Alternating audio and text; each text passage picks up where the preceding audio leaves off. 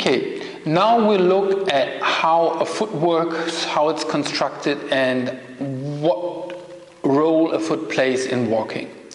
First of all, a foot and a lower leg is constructed pretty much the same way as your lower arm and your hand is, which means there's specific muscles in the forearm or in this part that bring up your foot, and on the other side that pull it the other way. Okay? So basically lift your hand or your foot and then bring it the other way.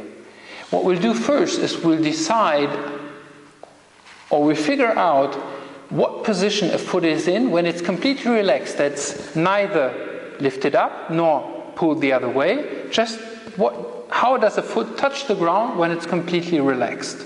Okay? In order to do this, I'll ask you to get up,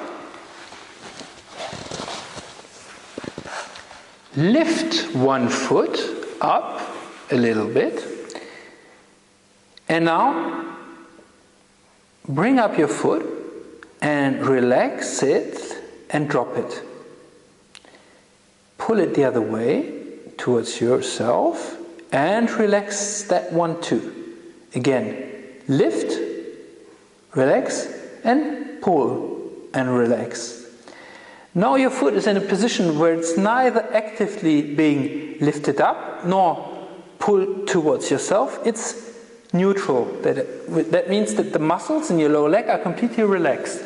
Now when you delicately touch the ground, figure out what part of your foot touches the ground first. And you will find that it's the outer part of your forefoot that touches the ground first. It's not the heel. You'd have to actively lift your foot up for the heel to touch the ground first. No, it's your forefoot. The part that you touch the ground with naturally when you run and jump, isn't it? Okay, now why is that? Well, your foot is not only there to cushion the impact that happens when you touch the ground, but also to give the energy back and bring you forwards. Now, what's a foot? A foot is lots of bones, and between the bones, muscles and connective tissue that are elastic. So basically, a foot is a little bit like this toy. There's some hard elements, the bones, and there's the elastic connective tissue, okay, that can store energy and give it back when it's needed.